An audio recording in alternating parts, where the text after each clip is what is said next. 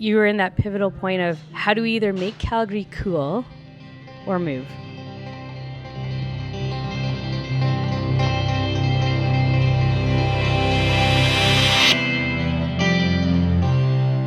Calgary Show Services presents the Event Planning Podcast, featuring interviews with industry professionals to help you produce your next event. I'm here today with Brenda Lieberman. She's the festival programmer for CIFF and one of the founders of CIFF. Yeah, so with the International, I'm doing programming, managing, and programming a bunch of the feature film selections. And then, so founder, programmer, and whatever for the Calgary Underground Film Festival. So how did you get involved? With the beginning of it all? Yeah, the beginning. Where does it start? Oh, man. Yeah, it was by chance, I decided to take a program called Arts and Cultural Management at Grant MacEwan in Edmonton. It was a 1-year program about kind of the business side of nonprofit arts. And a friend of mine actually was involved with the Toronto International Film Festival. And when I had some time off, she said, come on, check it out. Come visit. Stay with me for free. So I did. And I was like, wow, this is like kind of blew my mind. And it was at a time actually when there really wasn't any film festivals here. I ended up getting my first job from there at the CIFF, the Calgary Society of Independent Filmmakers. But they saw the benefit concerts that I was organizing and thought, well, I don't know, we can sort of transfer some of these skills. So they gave me a shot.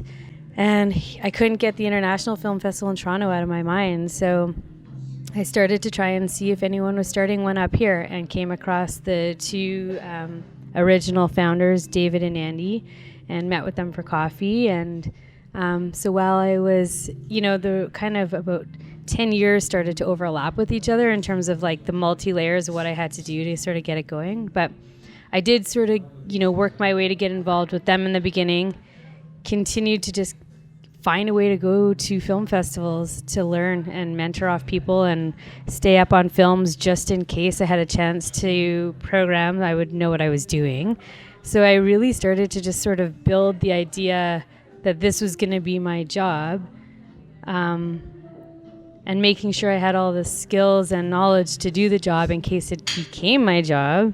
And then by 2003, I decided to found the Calgary Underground Film Festival with a couple other people, realizing the International had just been going for a couple years, but there wasn't really going to be a place for them to bring on, staff or pay anyone yet, or that I was going to have too much say in what was going on there. And I really wanted to have some creative, influence in what was happening here in the city. And it was kind of one of those positions too. And I don't know, I know a ton of people in the same situation as me, but I don't know if it's a demographic or what, but like you were in that pivotal point of how do we either make Calgary cool or move?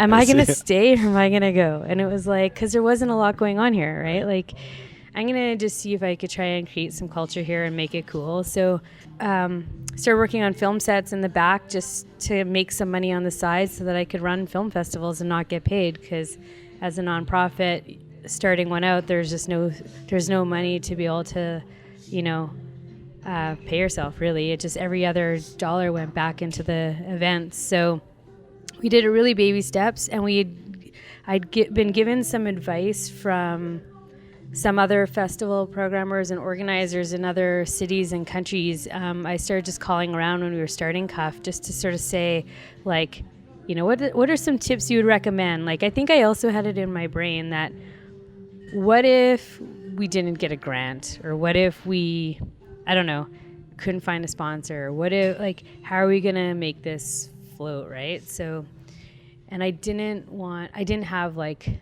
a savings where I could also supplement it, right, and provide money myself to the festival. So I just even remember that first year it was like, okay, every dollar in is the only dollar we have to spend on running the first festival. So it was like the first sponsorship dollar we got, I was like, oh my gosh, we've got like $250 to run a festival. So what kind of methods did you use to obtain the sponsorships? somehow I invented a sponsorship package with very little experience on how to create one, but kind of just thought of all the things we could pull together that would seem interesting to somebody and seem doable. Like what would benefit the sponsor? Yeah, exactly. Like what can we do that can make it beneficial? And we just kind of went out with a confidence where this event is going to happen no matter what. Either we have some money to put towards it or we have no money to put towards it.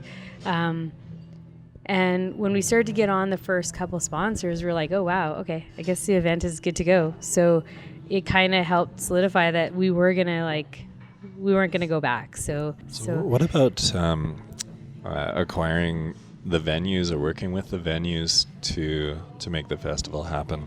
Even back from day one of our underground, it was always how can we stay within our means? We had to look for venues when we started that give the experience we wanted to have, but in a way that we could afford it no matter what our budget was. We were operating out of what is the Hi-Fi Club now.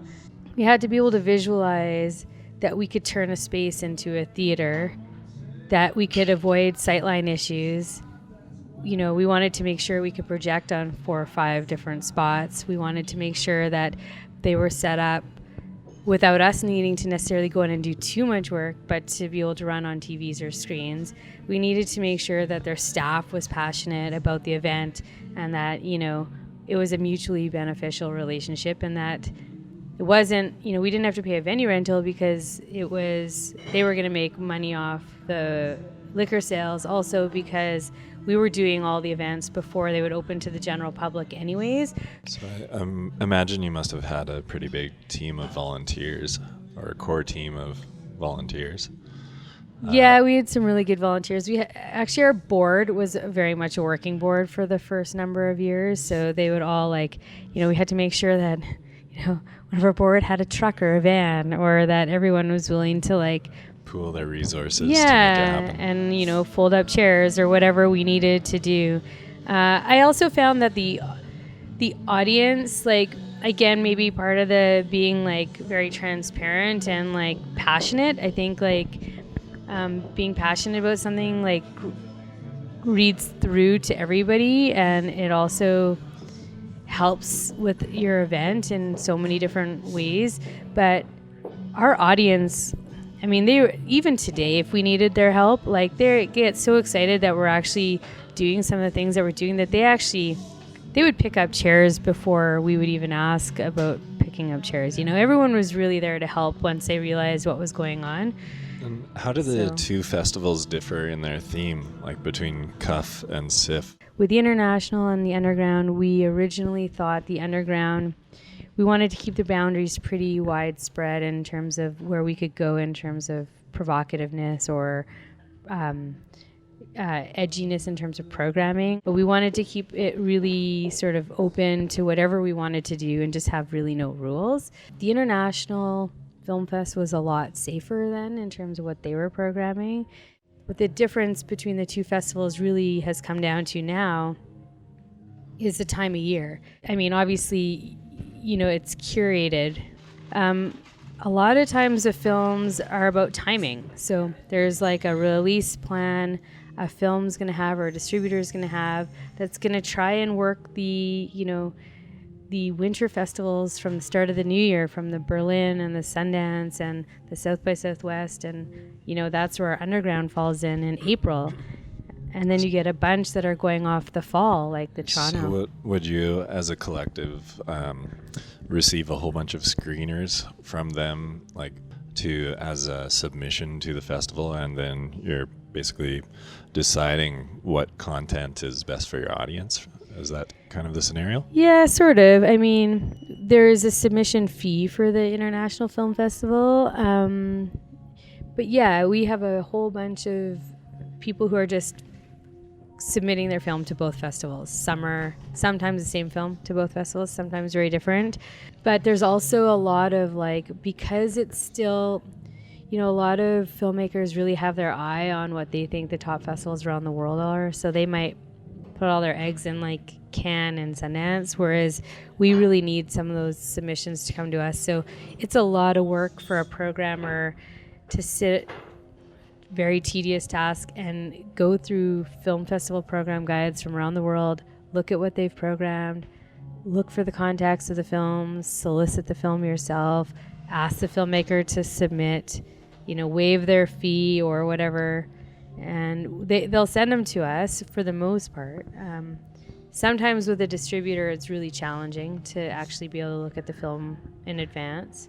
A lot of times with distributor films, we might be required to book it without having seen it. I was wondering when, once you have all of the materials and you're satisfied with your programming and everything's locked in, how are you promoting those films or the specific events? What have you found is kind of the best method to get butts in the seats? We do make sure to get, high-res downloadable trailer files, poster files, press kits, you name it, for every project that we're working with, just so we've got everything to work with. We make sure that we always go straight to our local media to help, have some discussion with them. We've sent out blanket media releases before, but I do, at least with both festivals, I like to have a bit of a personal connection with the media and make sure that they see the programmer's perspective of what we're doing. So contacting, Eric Vollmers at the Herald, who does a lot of film writing, or whoever at CBC that we want to speak with, and giving them really just sort of some insight into what it is that we're doing, because it's been a lot about building our relationship with them. And that's also beneficial for them because they want to provide kind of insider content for the people that are reading or listening to their program as well. So. Yeah, for sure. I know with some different events, I think it's not always maybe the curator or programmer is hands-on as in film, but film programming, it really feels like the programmer needs to stay connected the whole way through the process. You feel like I don't want to say discovered, but really you you found something that you just are so incredibly passionate about. You think, or you want, or you are hoping to find the perfect audience for what you've discovered. And all you want to do is make sure that you fill the theater, or that you get, even if it's not full, that you get the right butts in seats, that it's the right targeted audience. They're going to walk away, really being moved or loving it or talking about it or whatever it is. And that we're doing so much for the filmmaker.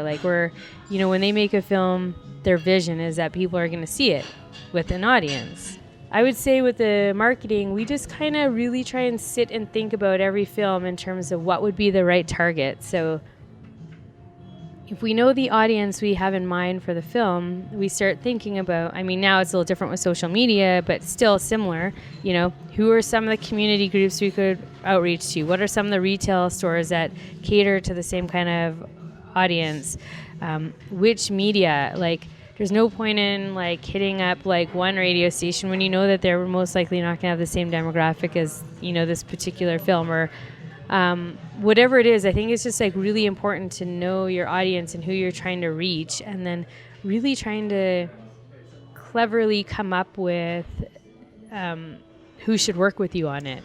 What would you say is one of your more favorite events, or what was it about it that really stands out? One of my favorites, I would say, has been one in Montreal called Fantasia. And it's a international genre film festival.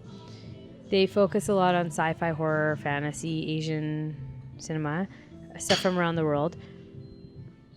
But I think that what I've always loved about them, and what we've always and probably a lot of the festivals that I've really been most connected to, are the ones where no matter how big that they've grown or become, they always still feel somehow really grounded and connected to their local community, their audience of filmmakers, and they operate almost small, but they're massive. I imagine something like that is a lot more organic to promote as well. And it sounds like you're doing that a lot yourself as well, like just building relationships, and it probably comes naturally getting the people to events because there's already like a group that's working on the event with you, you know. That's totally it.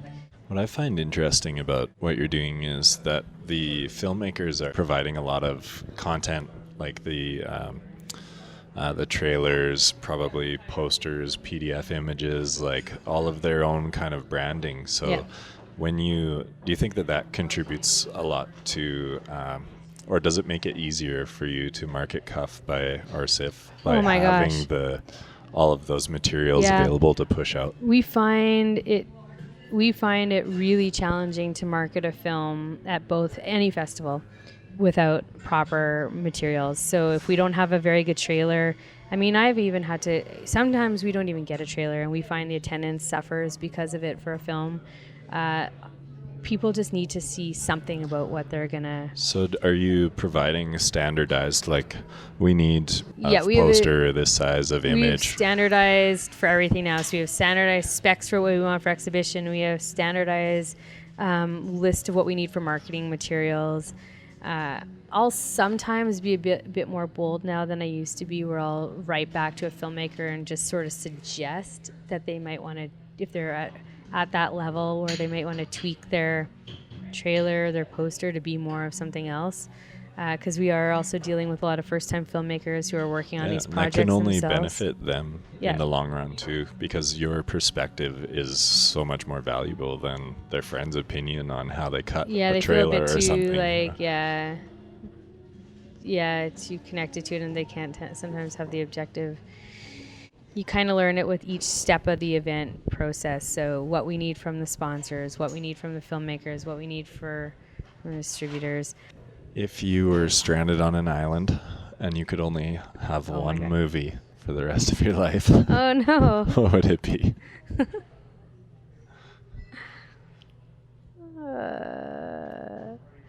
I don't know. I think I'm still super I have trouble picking a favorite, but the one movie I could watch over and over and over again, which is very rare for any movie, is Ghostbusters. The original Ghostbusters. The original Ghostbusters. And if people want to find out more about CUFF or CIFF or you, where could they find that information? You could just go to both of our websites, calgaryfilm.com, for more information on the Calgary International Film Festival. And then the underground is calgaryundergroundfilm.com. Thank you so much for joining me and for your time.